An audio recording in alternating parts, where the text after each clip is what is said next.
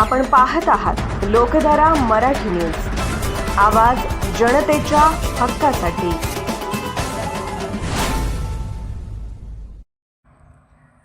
आसंगी येथे डॉक्टर बाबासाहेब आंबेडकर यांची 134वी जयंती उत्साहात साजरी। जत तालुका आसंगी येथे भारतरत्न डॉक्टर बाबासाहेब आंबेडकर यांची 134वी जयंती मोठ्या उत्साहात व अभिमानाने साजरी करण्यात आली। यावेळी ग्रामस्थांनी एकत्र येऊन बाबासाहेबांच्या प्रतिमेस पुष्पहार अर्पण करून पूजन केले। पूजनानंतर गावातून भव्य मिरवणूक काढण्यात आली, ज्यात अनेक तरुण, महिला आणि वयोवृद्ध सहभागी झाले होते। या मिरवणुकीत बाबासाहेबांच्या विचारांचे आणि सामाजिक न्यायाचे संदेश देणारे फलक, बॅनर तसेच ढोल ताशांच्या गजरात गावात वातावरण उत्साहमय झाले। सायंकाळच्या सत्रात शिंदेशाही उत्कर्ष शिंदे यांचा भीमगीतांचा कार्यक्रम पार पडला। या कार्यक्रमाने उपस्थितांची मने जिंकले। प्रेरणादायी गीतांनी संपूर्ण वातावरण भारावून गेले। या कार्यक्रमास प्रमुख पाहुणे म्हणून माजी आमदार विलासराव जगताप, माजी आमदार विक्रमदादा सावंत, खासदार विशालदादा पाटील, राष्ट्रवादी काँग्रेस पार्टीचे नेते तमन्ना गौडा, रवी Patil, API Sandeep Kamble, Umadi police station upper तहसीलदार रोहिणी शंकरदास, PSI साळेसाहेब, हवालदार नरळेसाहेब यांची उपस्थिती लाभली।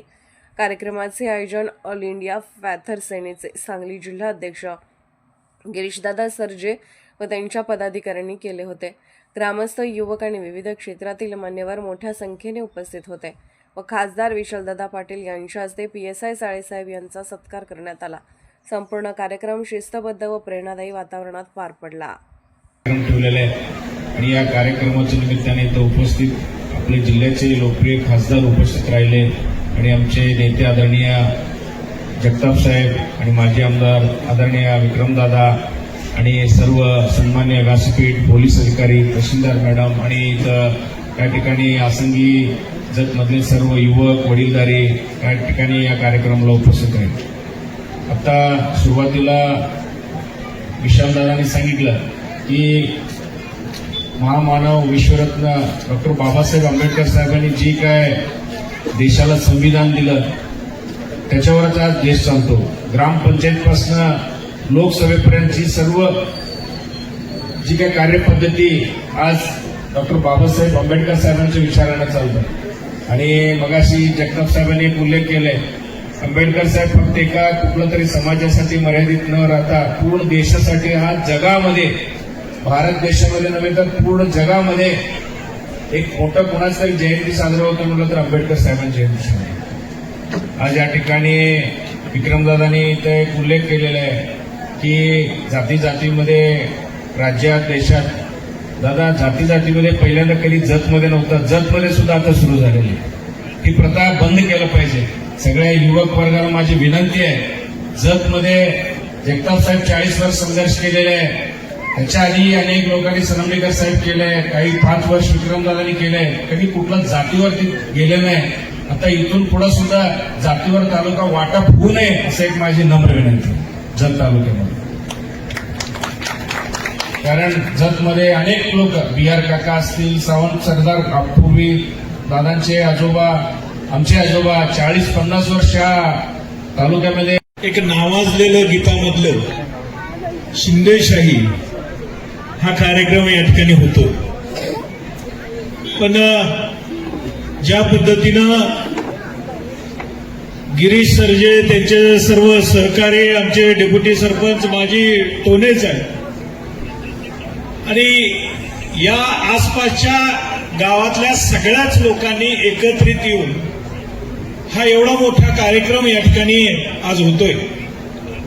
खरं तर मी मनापासून शिंदेशाहींच्या सगळ्याच कलाकारांना मनापासून धन्यवाद देईन, कारण जत सारख्या दुष्काळी भागात या ठिकाणी हा कार्यक्रम त्यांनी स्वीकारला। मी त्यांना मनापासून धन्यवाद देतो।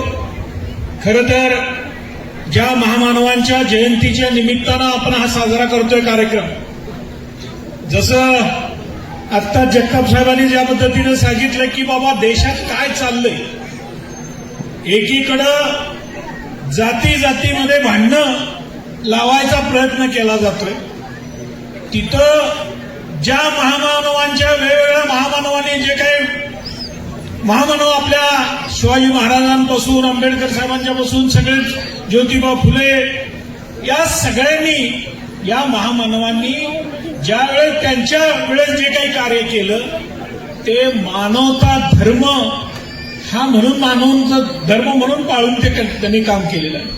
आणि मग त्याच पद्धतीनं त्यांच्या विचारानं आपण येणाऱ्या काळात काम करणं गरजेचं आहे. जसं आज या महाराष्ट्रातली परिस्थिती आपण सगळ्यांनी बघतो. एकीकडं जत तालुका हा कायमस्वरूपी दुष्काळी तालुका म्हणून ओळखला जातो. या तालुक्यातल्या लोकांना पाणी पाहिजे आणि पाण्यासाठी खऱ्या अर्थानं या ठिकाणी काम होणं गरजेचं आहे.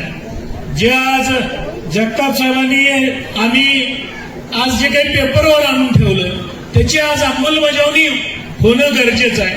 आणि येणाऱ्या काळातल्या ह्या तालुक्यातल्या लोकांचा कायमस्वरूपी दुष्काळ हटला पाहिजे अशा पद्धतीची भावना या ठिकाणी आपण सगळ्यांनी केली पाहिजे. पण तसं होताना दिसत नाही की आज येणाऱ्या काळात एकीकडं मानवता धर्म म्हणून आपण ज्या पद्धतीने सगळेजण एकत्र येऊन हा या ठिकाणी जयंतीचा कार्यक्रम करतोय त्याबद्दल मी मनापासून संयोजकांना धन्यवाद देईन. आणि एक महाराष्ट्रातलं नावाजलेलं आज हे जे काही शिंदेशाहीचं कार्यक्रम आहे, खरं तर जगताप साहेब म्हटले तसं समोर उपस्थिती कमी आहे, पण थोड्या काळानं होईना ती उपस्थिती या भागातल्या लोक एकत्र येऊन हा कार्यक्रम चांगला होईल अशी या निमित्तानं मी या अपेक्षा व्यक्त करतो. आणि जे आज जवानांनी देशात पाकिस्तान विरुद्ध जे काही अतिरेक्यांच्या विरुद्ध जे काही काम केलेलं आहे त्यांना या ठिकाणी सलाम करून येणाऱ्या काळात जसं देशातल्या सगळ्याच विरोधी पक्षांनी एकत्र येऊन देशाच्या रक्षणासाठी आज पाठिंबा दिलेला त्याच पद्धतीनं येणाऱ्या काळात आपण सगळीजण या ठिकाणी अशा पद्धतीचं काम करूया अशी या निमित्तानं आपल्याला इच्छा व्यक्त करतो आणि थांबतो. जय हिंद, जय महाराष्ट्र, जय हिंद. ह्याच पद्धतीनं एक छान कार्यक्रम ह्याच मंचावर आपण घेतला होता. त्या कार्यक्रमाला तुम्ही सगळ्यांनी मला आमंत्रित केलं होतं. विक्रमदादाही आले होते आणि त्या कार्यक्रमात तुम्ही काही लोकांनी सांगितलं की पुढच्या वेळी तुम्ही येत असताना खासदार म्हणून या. तुम्ही फक्त बोललाच नाही पण तुम्ही लोकांनी ते करूनही दाखवलं आणि मला पुन्हा खासदार म्हणून आज या ठिकाणी तुम्ही आणलं. ह्याबद्दल तुमच्या सर्वांचा मी मनापासून ऋणी आहे. तुमच्या सगळ्यांचे मी आभार मानतो. मंचावर असलेले आजच्या कार्यक्रमाचे अध्यक्ष माननीय माजी आमदार विलासराव जगताप साहेब, आजच्या कार्यक्रमासाठी प्रमुख पाहुणे म्हणून लाभलेले माजी आमदार आणि आमच्या काँग्रेस पक्षाचे जिल्हा अध्यक्ष माननीय विक्रमदादा सावंत, या ठिकाणी आवर्जून उपस्थित असलेले तमनगौडा रवी पाटील, नाना शिंदे, महादेव पाटील, फ्रंटेलचे कोल्हापूरचे विभागीय अध्यक्ष चंद्रराजजी कांबळे, या ठिकाणी उपस्थित असलेल्या तहसीलदार रोहिणी मॅडम, एपीआय साळवे साहेब उपस्थित, जिल्हा बँकेचे संचालक रामजी सरकर, बाबासाहेब तात्या कोडक माजी सभापती, या ठिकाणी संग्रामदादा जगताप उपस्थित सर्व मंचावरील मान्यवर आणि ह्या कार्यक्रमासाठी आवर्जून आलेले तुम्ही सर्व श्रोते. एक छान कार्यक्रम ह्या ठिकाणी. हा कार्यक्रम बघण्यासाठी पुण्या मुंबई सारख्या ठिकाणी सुद्धा हजारो नव्हे तर लाखोने गर्दी होती. पण आज तुमच्या या संयोजकांनी हा असा कार्यक्रम तुमच्या जत तालुक्याच्या दुष्काळीपूर भागातल्या आसंगी गावात ठेवला. याबद्दल तुम्ही सर्वांनी त्यांचं अभिनंदन केलं पाहिजे. मी सुद्धा आपण सगळ्यांनी कौतुक केलं पाहिजे की एवढा छान कार्यक्रम या ठिकाणी त्यांनी आयोजित केलेला आहे. आपल्या सगळ्यांची जबाबदारी, ज्या जबाबदारीसाठी तुम्ही मला दिल्लीला पाठवलं ती आहे संविधानाच्या रक्षणाची. आज संविधानाची प्रत आपल्या सगळ्यांना संयोजकांनी दिलेली आहे आणि त्या संविधानाच्या रक्षणाची शपथ तुम्ही सगळे घेता. आपण सगळ्यांनी घ्यायची ही जबाबदारी आपल्या सगळ्यांची आहे की हा देश आपण एक संघ ठेवला पाहिजे. जात धर्माच्या पलीकडे जाऊन आपण एकामेकाला मदत केली पाहिजे. आज आपल्या देशावर आक्रमण होत असताना आपल्या माता भगिनींचे कुंकू पुसण्याचं काम जर अतिरेकी करत असतील आणि ते पाकिस्तानमध्ये येत असतील तर त्याला धडा शिकवण्यासाठी आम्ही सगळे राजकीय पक्ष सगळं राजकारण बाजूला ठेवून आपल्या सैनिकांच्या पाठीशी ठामपणे उभे आहे.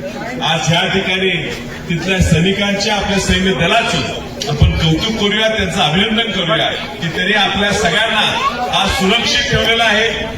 तिथे एवढं सगळं चाललेलं आहे, पण आज आपण कार्यक्रम घेऊ शकतो. हा कार्यक्रम आज ह्यासाठी घेऊ शकतो कारण आपलं सैन्य दल हे अहोरात्र आपल्यासाठी संरक्षणासाठी झटत असतं आणि त्याच पद्धतीने ह्या संविधानाच्या संरक्षणाची जबाबदारी सुद्धा त्यांच्यावर आपल्या सगळ्यांवर आहे. तुम्ही सगळ्यांनी एवढं छान कार्यक्रम घेतलात, मला बोलवलं. मला खरंच दुःख होतं की मला पुढच्या कार्यक्रमाला जावं लागते. मात्र तुमच्या ज्या अडचणी असतील निश्चितच जगताप साहेब या ठिकाणी थांबणार शेवटपूर आहेतच. विक्रमदादांच्या माध्यमातून, नाना शिंदेच्या माध्यमातून तुम्ही आमच्यापर्यंत पोहोचवा. ह्या तालुक्यासाठी वसंतदादांच्या काळापासून जे काय आम्हाला चंद्र शक्य झालेलं आहे ते करत आलेलो आहे. ह्या पुढे सुद्धा तुमच्या सगळ्यांच्या पाठीशी उभं राहणं, तुमच्या अडीअडचणीला तुमच्यावर येणं, तुम्हाला काही त्रास होतो तुमचं संरक्षण करणं ही जबाबदारी वसंतदादांचा वारसदार म्हणून मी घेतलेली आहे. मी पुढे चांगल्या पद्धतीने चालवीन. पुन्हा एकदा तुमच्या सर्वांचा मी खूप खूप आभार मानतो आणि आपली रजा घेतो नमस्कार. लोकधारा मराठी न्यूजला लाईक करा, शेअर करा आणि सबस्क्राईब करा.